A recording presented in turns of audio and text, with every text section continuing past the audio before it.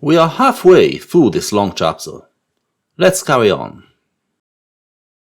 16. He who learneth much unlearneth all violent cravings.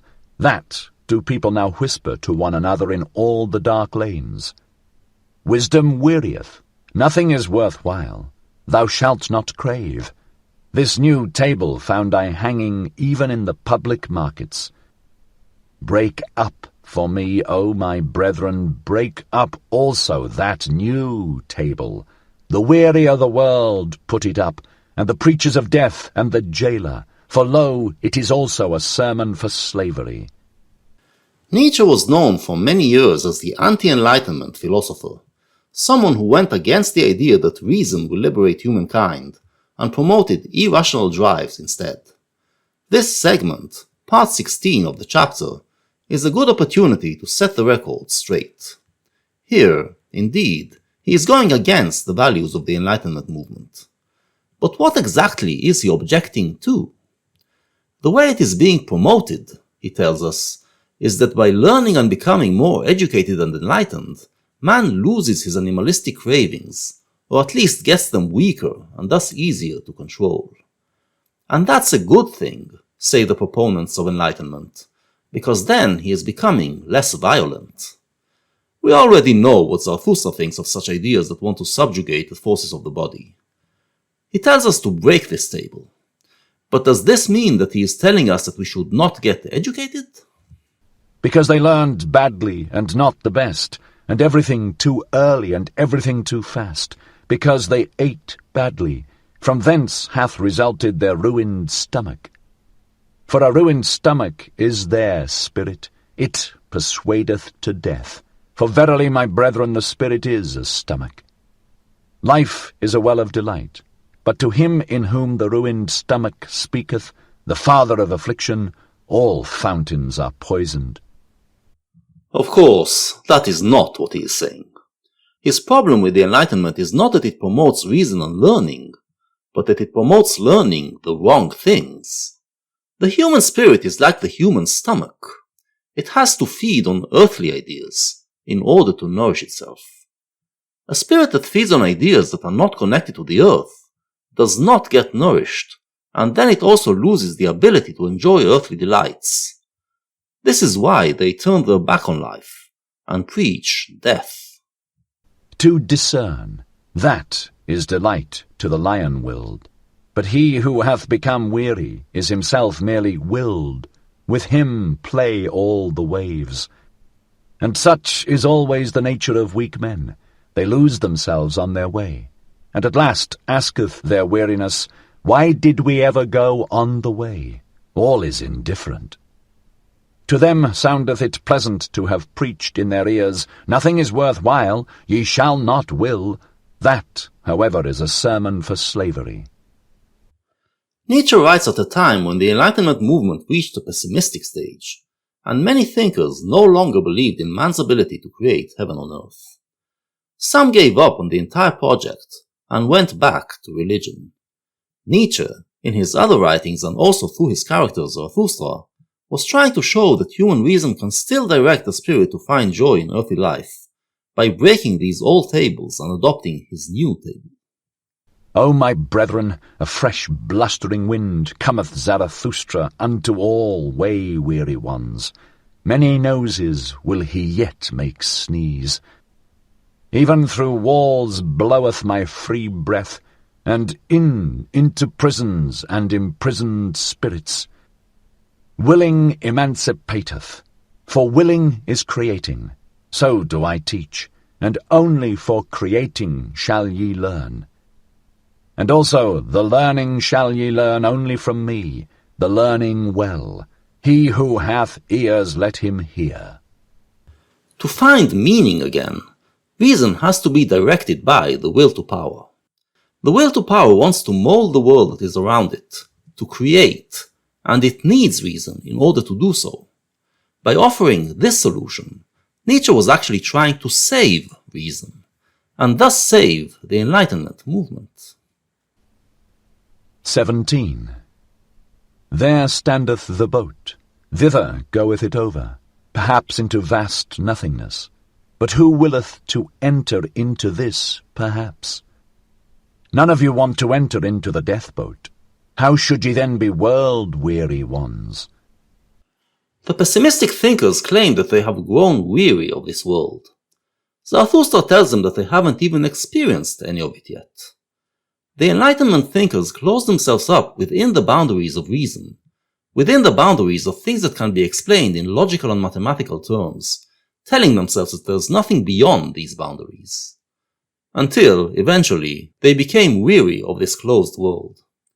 But beyond the world of reason lies the chaos of existence, a chaos waiting to be explored by reason, and provided with new insights. Alas, they are afraid to go into this sea of dangerous chaos that can revive them. World-weary ones, and have not even withdrawn from the earth. Eager did I ever find you for the earth, amorous still of your own earth-weariness. Not in vain doth your lip hang down, a small worldly wish still sitteth thereon, and in your eye floateth there not a cloudlet of unforgotten earthly bliss? These pessimistic thinkers say that they have withdrawn from the earth, but Zarathustra calls them out on it. He blames them of being hypocrites, hanging on to earthly life and its pleasures, while preaching against it. There are on the earth many good inventions, some useful, some pleasant. For their sake is the earth to be loved. And many such good inventions are there, that they are like woman's breasts, useful at the same time and pleasant.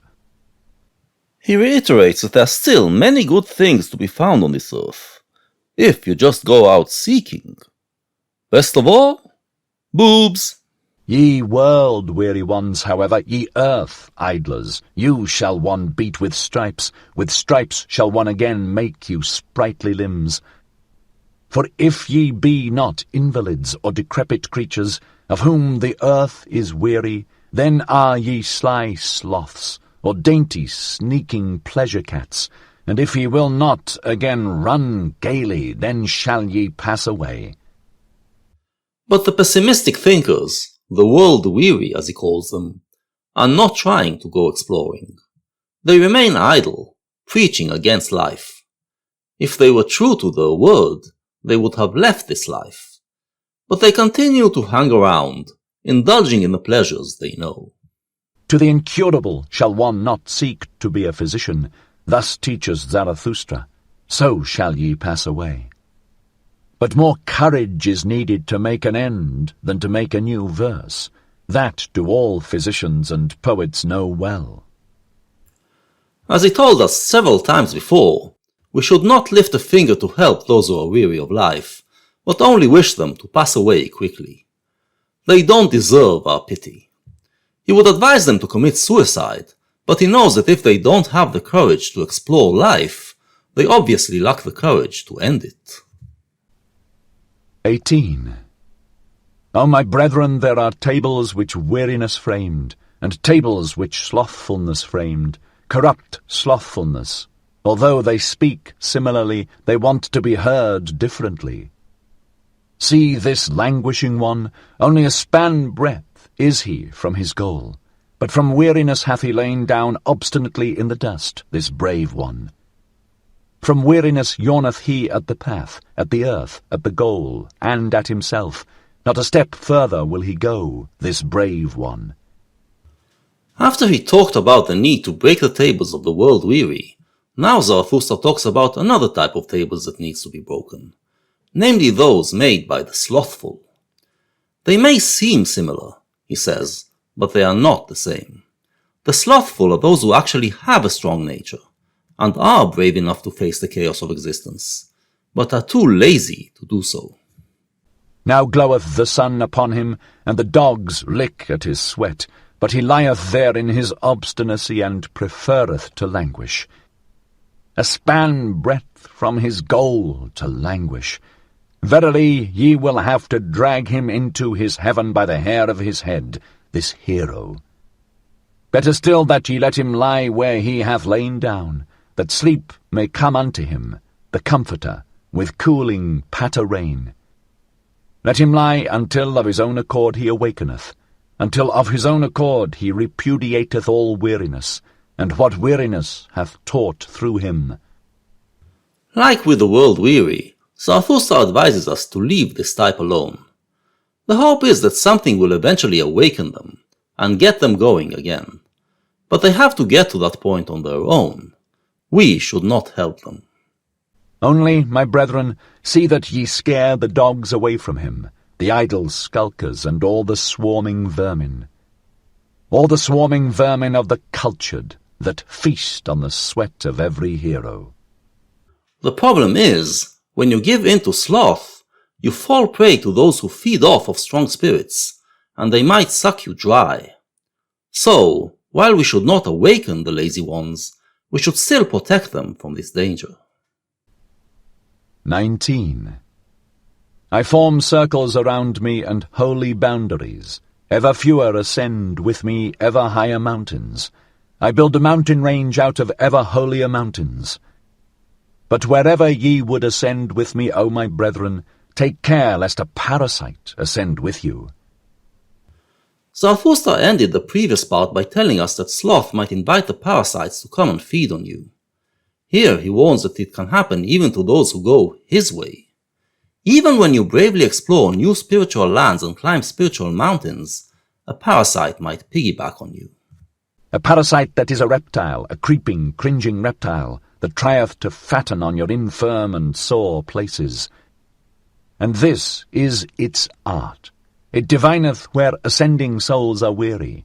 In your trouble and dejection, in your sensitive modesty, doth it build its loathsome nest.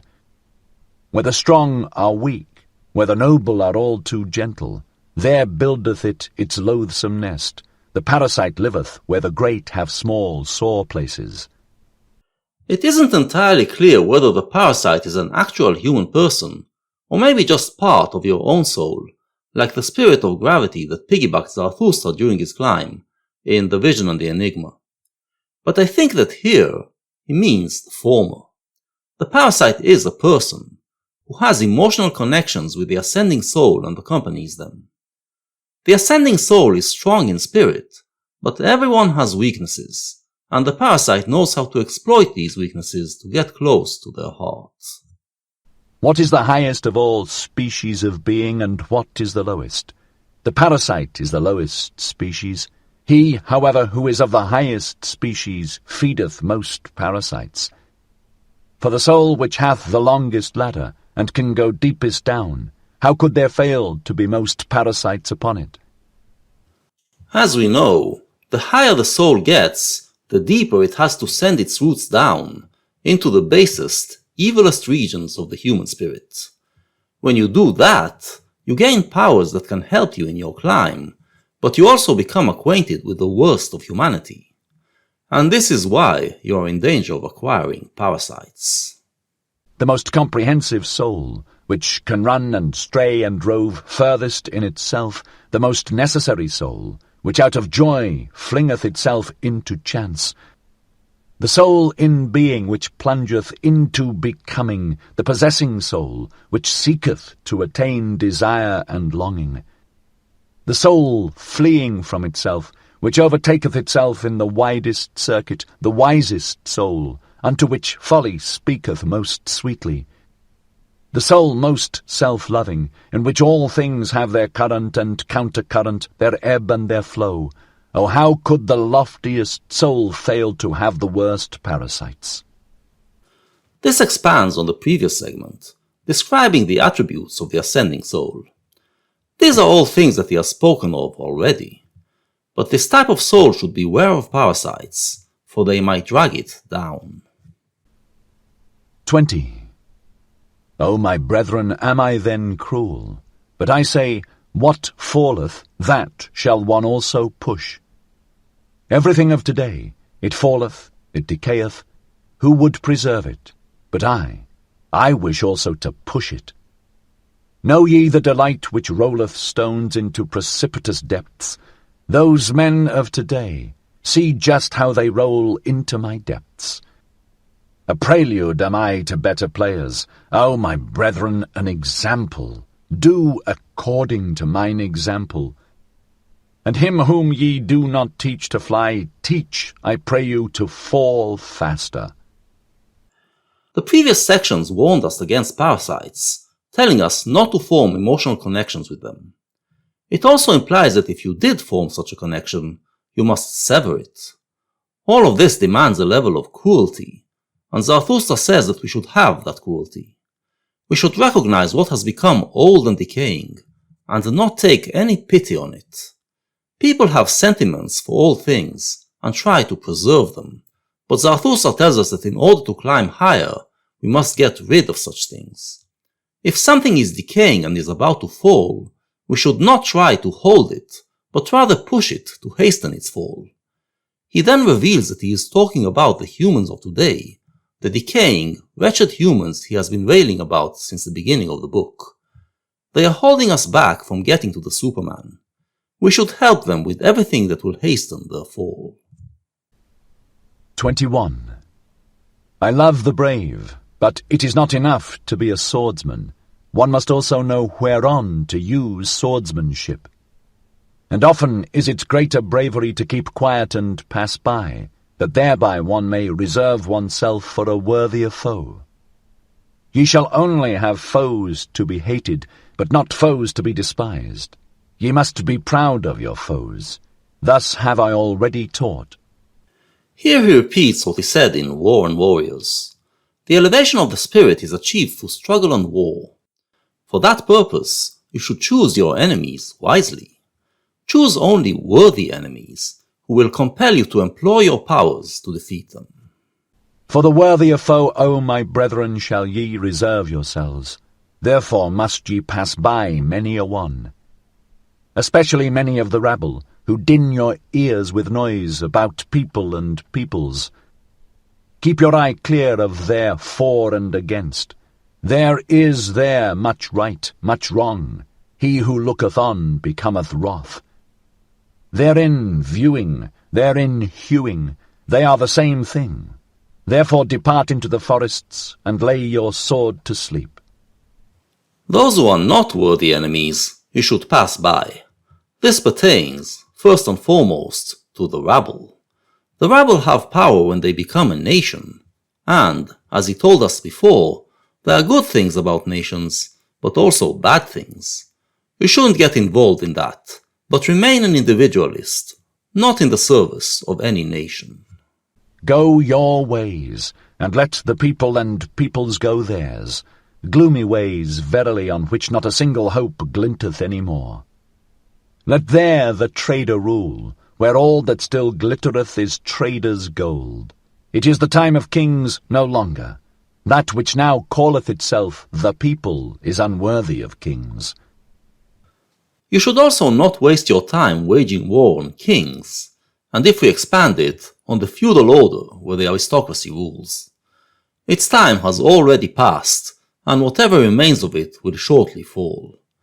That order has been replaced by the capitalist order, where the trader is the king. But you shouldn't wage war on that order either. The people who are enslaved to material goods are not worthy enemies. See how these peoples themselves now do just like the traders. They pick up the smallest advantage out of all kinds of rubbish. They lay lures for one another. They lure things out of one another. That they call good neighbourliness. O blessed remote period when a people said to itself, I will be master over peoples. For, my brethren, the best shall rule. The best also willeth to rule. And where the teaching is different, there the best is lacking. Even the nations are now enslaved to the capitalist order, and play by its rules. Whereas past nations wanted to rule each other, now they trade with each other. This ensures peace, but the downside is that it gives no expression to their will to power. You should not become involved in this order, or wage war against it, but carry on your individualistic way, driven by your will to power. 22. If they had bread for nothing, alas, for what would they cry? Their maintainment, that is their true entertainment, and they shall have it hard. Beasts of prey are they, In their working there is even plundering. In their earning there is even overreaching. Therefore shall they have it hard. Better beasts of prey shall they thus become, subtler, cleverer, more manlike, for man is the best beast of prey. The rabble complain about having to work hard to earn their bread, and fantasize about a world where they won't have to work. But this world will not be good for them. Since they did not refine their cravings, they are nothing but beasts of prey. Having to work channels their rapacious nature towards productive ends. I believe this still connects to the previous discussion on why we should not wage war on the capitalist order. All the animals hath man already robbed of their virtues. That is why of all animals it hath been hardest for man. Only the birds are still beyond him, and if man should yet learn to fly, alas, to what height would his rapacity fly? Instead of elevating himself to something greater than beasts, man has copied everything from the beasts of prey, and learned how to do everything better than them. The only thing he hadn't figured out yet is how to fly. If one day this should happen, writes Nietzsche 2 decades before it did, he will become even more dangerous.